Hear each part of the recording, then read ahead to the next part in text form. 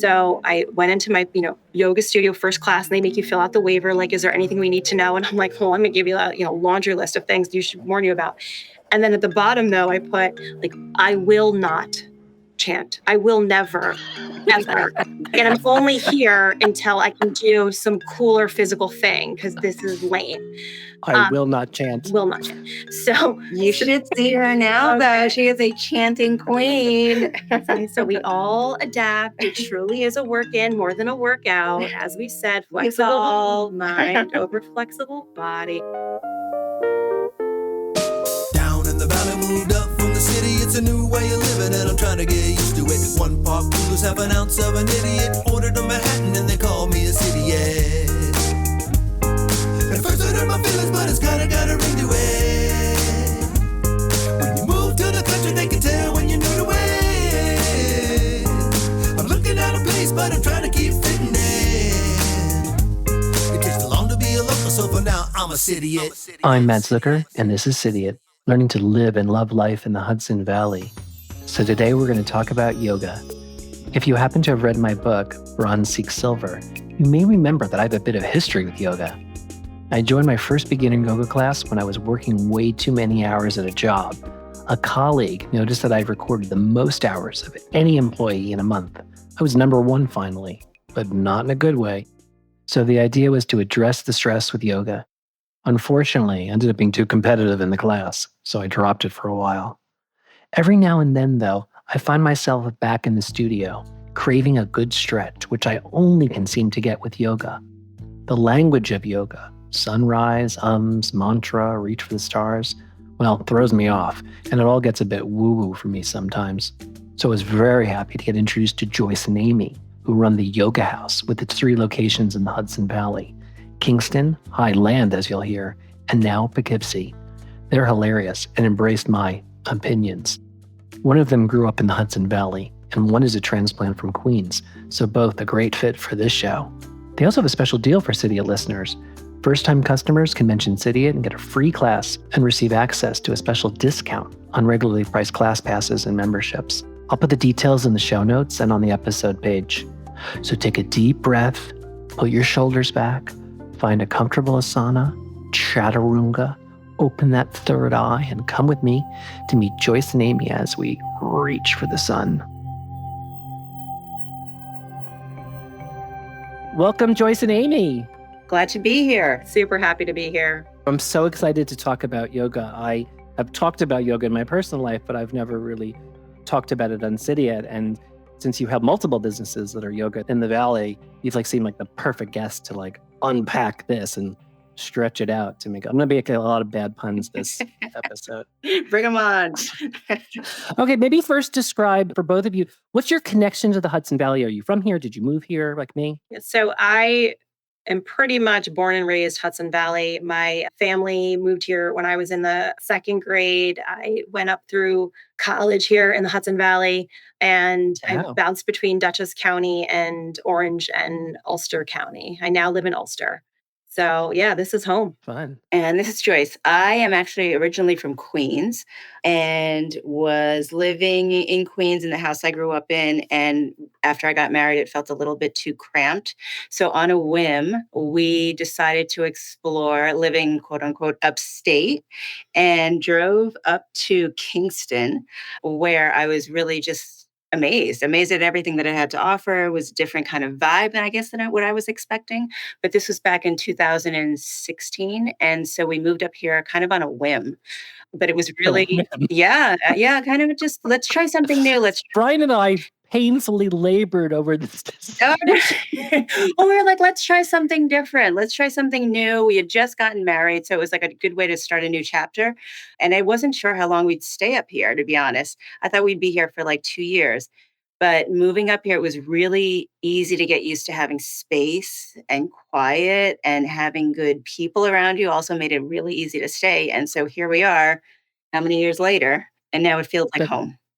So one of you moved up and one of you is from here too. Maybe we can unpack the Cidiot. Did you ever feel like a Cidiot, the way I define it? Someone that's very new and and clueless and doing dumb things, or were you like acclimated right? No, definitely. I mean, it was just the little things on like, well, where am I going to buy this? Or, oh, wait, this is what about this store? You're just getting used to what the different areas were like. And then we also had to ask our realtor, like, what's the personality of all of these neighborhoods? Because these were all just names to us. So we had no idea where to look for what.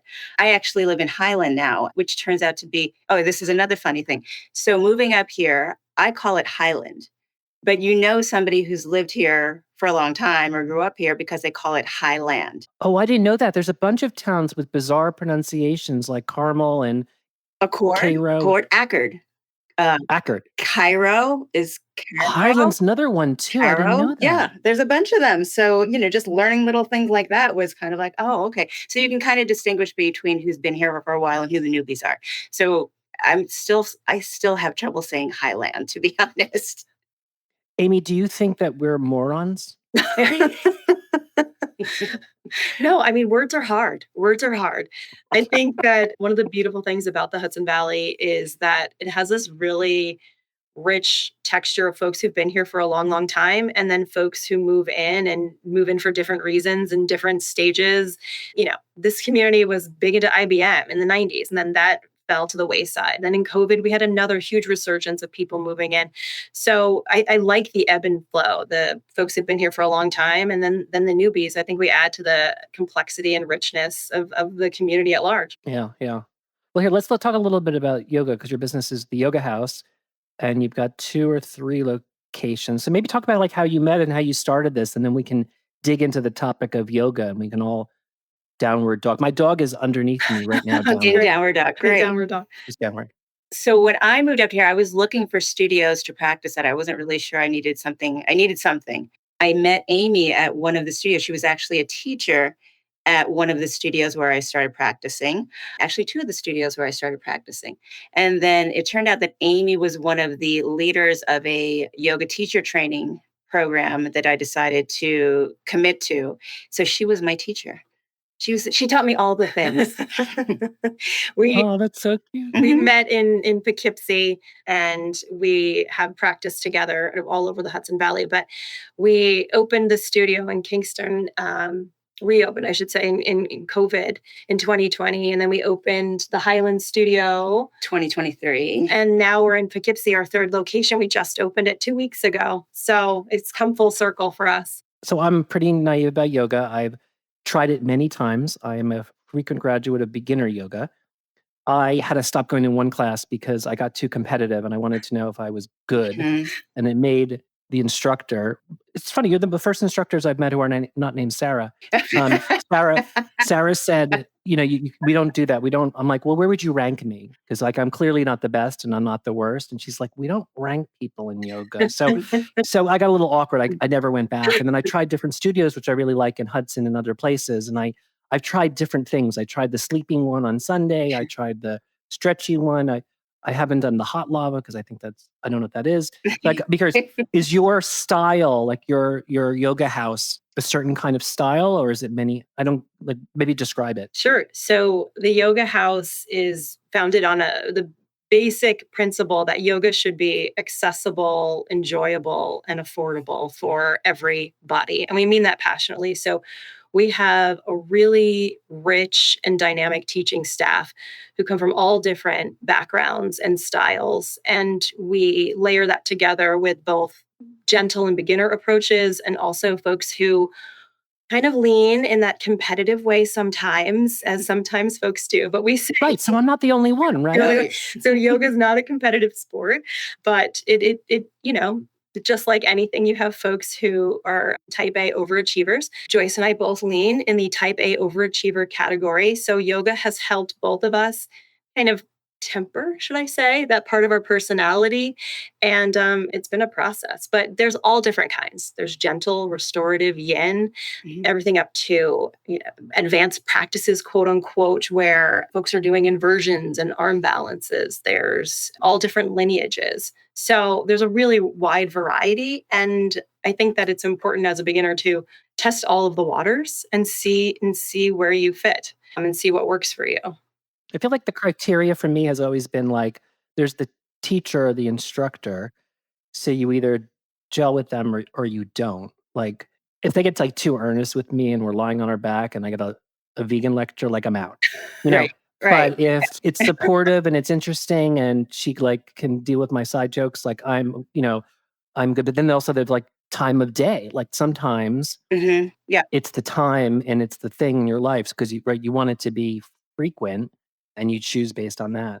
You have to find a practice that meets you where you are, that makes you feel good about going there. I mean, for me, when I first started practicing, it was because I connected to a teacher. So the pace of the class, the style of the class, everything just kind of resonated with me. So it made me want to come back and again and again. But there are different types of practices for different types of personalities. What I think is really interesting about the yoga practice is that it makes you more aware of what you lean into. It makes you more aware of like what your habits are. Oh, I didn't realize that I was so competitive in my sleep habits or whatever it is, and, Yep. and it can show up in so many different ways. And you see it throughout your practice and it changes all the time. Like you might feel a certain way one day and then the next day you might feel something else and you might need a different practice. One of the things that we do at the yoga house is we don't teach to quote unquote levels. There's not we teach more to energies, to more like what kind of energy do you want to feel from your practice today? Are you looking to chill out? Do you want something more active and energetic? So it's really kind of trying to have you make the choice of what kind of feeling you're looking for. But it's so different from other types of, I guess, exercises because it's got a mix of meditation and it's got these other things and it uses like language and it's not exactly Sanskrit, right? It's like practices and raise the sun and feel the whatever and dog downward and flow and it's got this weird strange language which always cracks me up. So I always giggle during it, but no one else is laughing, by the way.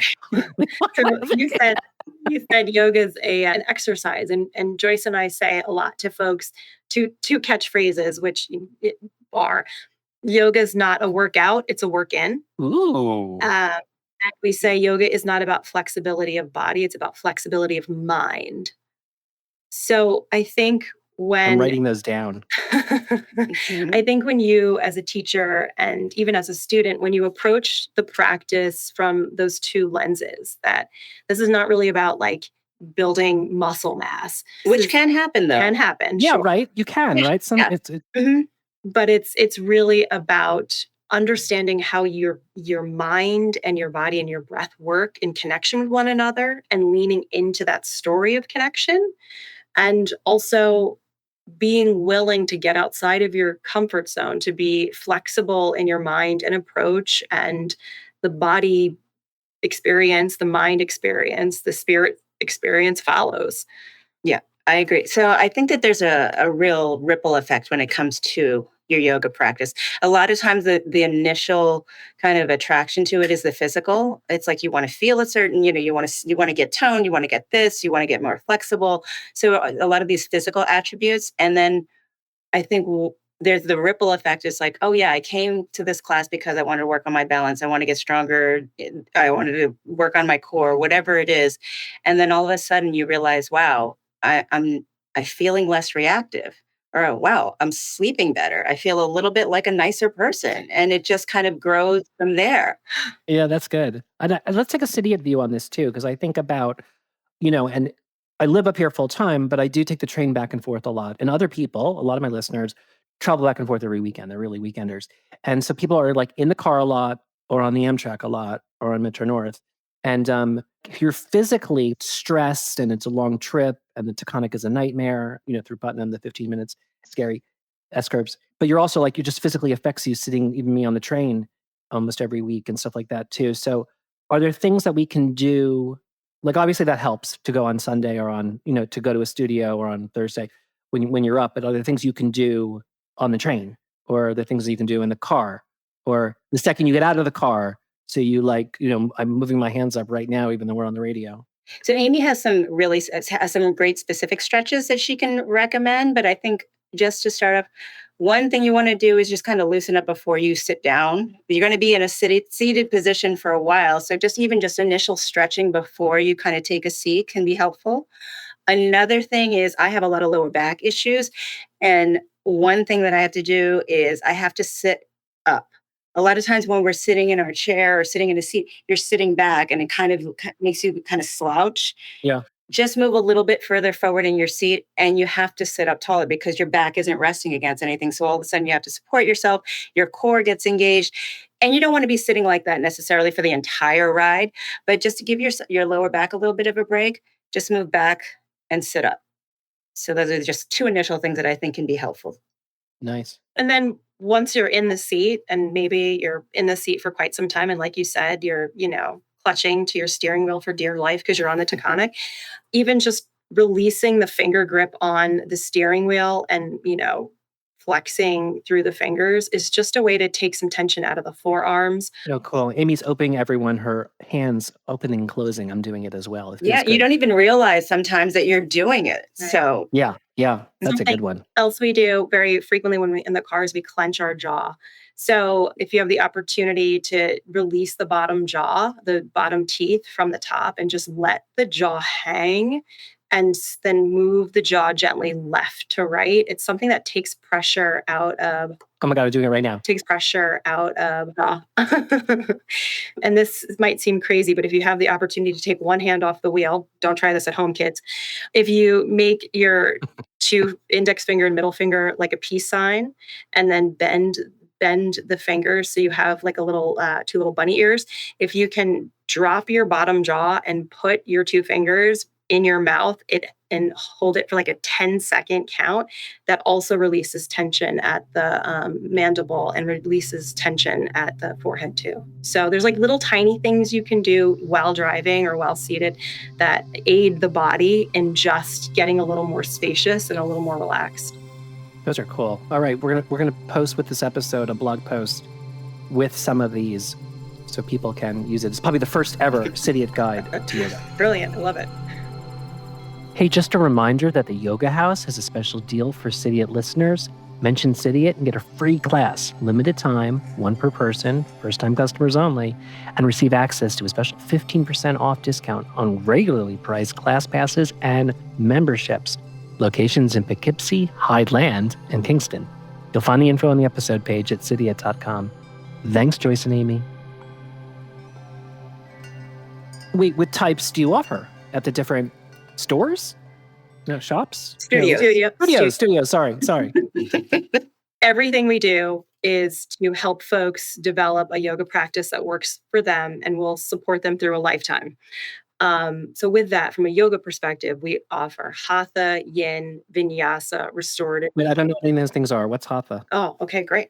Hatha is a practice that elects specific poses, holds a pose for a duration of time, but doesn't have the connective tissue of what's called a vinyasa, a breath-linked movement in between transitions of poses. Vinyasa Vinyasa is movement based. It's linking the breath with movement. So it's more of that inhale, arms up, exhale, forward fold. I feel like I've done that a lot. I'm constantly flowing and I'm making motions. And I really like it too. And then I feel like when I can't keep up with everyone, I just kind of wait and I get back in and no one cares. That's great. Yeah, well, no one cares but you. Right. It's just a flow. It's just no, I don't care either. I'm good with it. I'm good. I mean, I've told people in Vinyasa class, like if you want to be in child's pose, you want to be in Shavasana for the rest of class, like that's your class. That's totally fine. So it's really just making sure that you feel good as you're moving or not moving in your body when you're on your mat.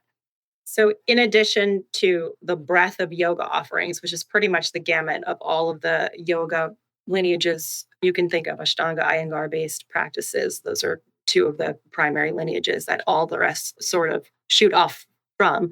In addition to offering all of those, we also leverage other strength and support training practices and modalities, such as Pilates. We do fusion and blend classes. We offer meditation, Reiki, somatic work in addition. We're super excited about the new location in Poughkeepsie. We offer TRX yoga, which is a total resistance band exercise. You're practicing yoga on a suspension trainer that's anchored into the wall. We also have a bar. So all of those. There's a bar? Mm-hmm. BARRE, not like cocktails. Sorry. Yeah. I'm sorry to disappoint you. No, it's Poughkeepsie has a lot of wonderful bars you can go to right after your happy hour class. Yeah, so BARRE, bar, in addition. So it's a ballet-based strength training practice. Which are the best sellers? Like, which are the really the sellout popular classes and which are the losers? Well, the losers don't stay long on the schedule, but it depends on the location. As we said, Kingston does really, like all of the classes in Kingston really thrive. People like the diversity of a slower practice, a more methodical practice, coupled with, folks really enjoy a more active experience as well. In Highland, those slow burn classes seem to be a crowd favorite. And Poughkeepsie, folks are really excited about the TRX practice right now. We have a lot of folks who've never used TRX before, let alone done a yoga practice with the apparatus. So that seems to be the thing that is most exciting right now to folks. What's also really interesting is that we can see which classes are busier depending on what's kind of going on with folks. What do you mean? The yin and restorative practice is it's a quieter practice. It's not a movement-based practice. That's one that's more like easing into stretches. You're holding poses for a little bit longer. Oh, I've done that. There's a lot of pillows. Yeah. The restorative, you use all the pillows, you use all the things. You're fully supported with the restorative practice. Yin is like finding that stretch, figure out where your comfort zone is, and just kind of seeing how comfortable you can be as you kind of deepen into a stretch, or letting the stretch come to you. But the quieter practices like that tend to be more popular when, things are getting a little bit crazy on the outside world. But then there's also people need to move. It's interesting, like usually around Christmas and around the holidays, people just want to move because it's like, I need to, like, there's all these things going on. I want to practice. This is for me. And I just kind of like need that kind of connection. Yeah. So it really, your practice kind of reveals what's going on with the rest of things going on in your life and in the world. Yeah. I mean, honestly, not to get into politics, but the election, people were coming in droves for either hyper movement, like I need to get all these feelings out, or they just wanted to completely get in a silent cocoon and really work on kind of internal meditative work, relaxation, deep breathing.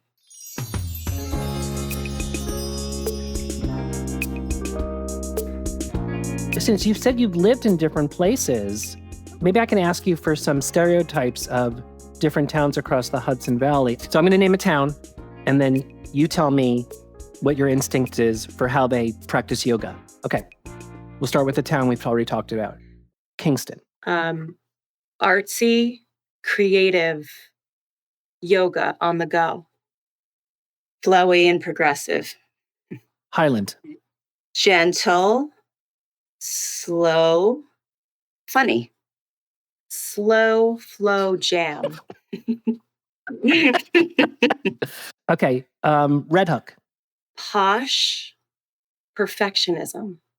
Ooh, that's good. Rhinebeck. Posher, perfectionism. Poughkeepsie. Open. Mm-hmm. Mixed. Definitely mixed. Open to any and all things. Hyde Park. Mature. Not as open to all things. Rosendale. Youthful, energized vinyasa. And a little quirky. Okay, come up north. Catskill. A little woo-woo charged. Okay, hit me. Hudson. Strong flow, a little pedagogy. No. Just a gag. Earnest for ease. Love it. Woodstock. Super emo. Yeah. All the feels. Feel it. Feel it well. Feel it frequently. Feel it all the time with everything. And that's our first map of Cidiot yoga geography.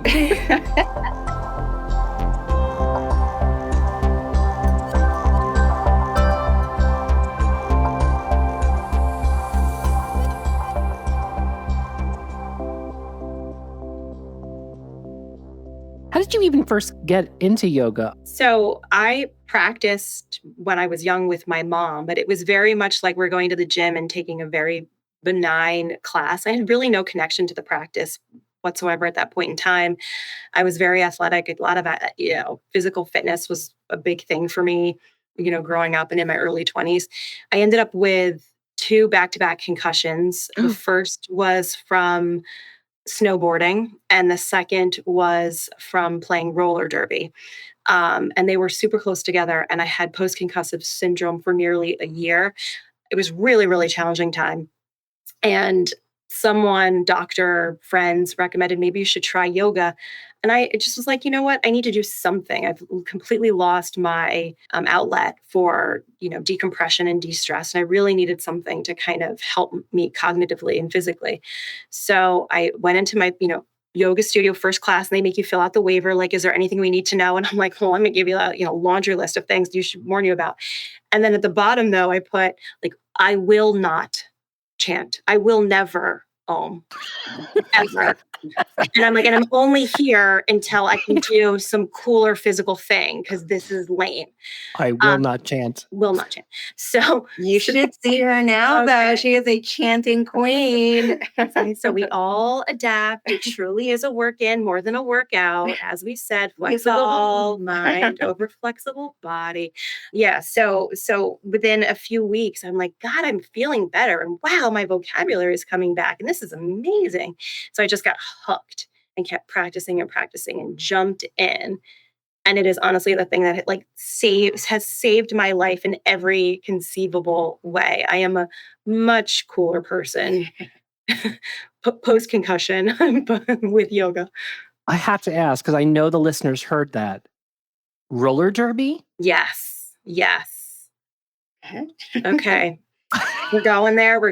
I am one of the original members of the Hudson Valley Horrors roller derby team. We used to play in Hyde Park. My friends are still part of the team. I grew up, quote unquote, in the roller derby circuit. In fact, I met my wife playing roller derby. We say it's love at first hip check, literally love at first hip check. So, it's definitely part of who I am. And the great thing now is all of my old roller derby friends, they practice yoga with me, and it's really we've all come full circle. It's pretty amazing. And they call each other by their roller derby names. I'm like, oh my God, I have no idea who you're talking about. I only know them by their nicknames. Wait, Amy, what's your roller derby name?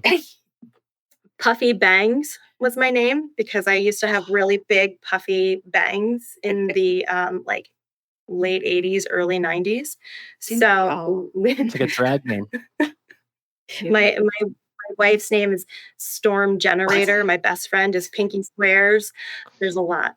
Okay, that made my day. Okay, so Joyce, please tell me you are like an archer or something. Like you came into it. I wish. How did you get into yoga? I am the opposite. I have no athletic coordination, and I am not competitive at all. So not team sports kind of gal. I was actually on vacation. And the reason I signed up for this vacation is because they gave you daily massages. So I was like, sign me up for that. And then, we have to do yoga every single day. So did the yoga, and I was like, okay, I think I can do this. Like, it kind of was something that I felt like I could physically achieve, and I felt good doing it. So when I came back from the vacation, I started looking at other yoga classes. And then I found a teacher whose playlist I loved, and whose, the time was right, and everything just kind of fell into place. And that made me start just practicing more regularly. Love it. But again, that ripple effect that I was talking about earlier, I mean, I was like road rage, like total, just fly off the hand. I have a very short fuse, very, very, very short fuse. Yeah, it's a little Queens, not the stereotype. Yeah, I know. You can take the girl out of Queens, but you can't. So yeah, it's very true how it's helped me to calm down. It's definitely helped me calm down. It helped me sleep better, because that class that I had originally, that drew me into the practice, was at 10 o'clock at night. So I would have to drive 30 minutes to get there, and then 20 minutes to get back, because there was no traffic by the time I was done. And it was like midnight by the time I was going to bed. And it was perfect. Like I slept through the night. I just felt less reactive, and I was in a better mood for more often than not.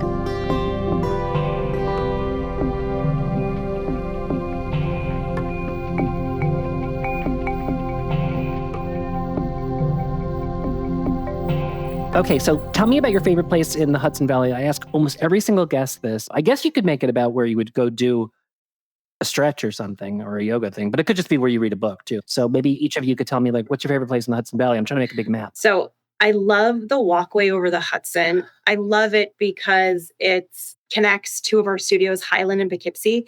And so it feels literally like this bridge between our two communities and two worlds.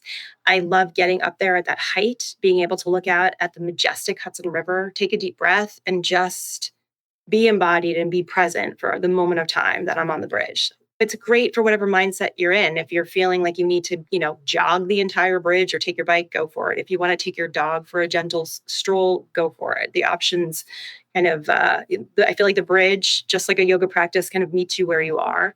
Amy kind of hijacked my answer, because I was going to say walkway over the Hudson, specifically because I live in Highlands, and it was one of the first things that I really, really kind of blew my mind when we moved up here. I was like, oh my God, this is right here. But it's beautiful. Just even ride your bike or walk across. The dogs love it. So it's a great thing to have. Thank you both. I'll see you in the studio. I'll be the one in the back row in child's pose in Lululemon for boys. Making jokes to himself. We can't wait to have you in the studio. Come. We're going to convert you to, look, if I can do it, you can do it. You can do roller derby. You can do anything. Down in the valley, moved up from the city. It's a new way of living, and I'm trying to get used to it. 1 part noodles, half an ounce of an idiot. Ordered a Manhattan, and they call me a Cidiot. At first I hurt my feelings, but it's kinda got a ring to it. When you move to the country, they can tell when you're new to it. I'm looking at a place, but I'm trying to keep fitting in.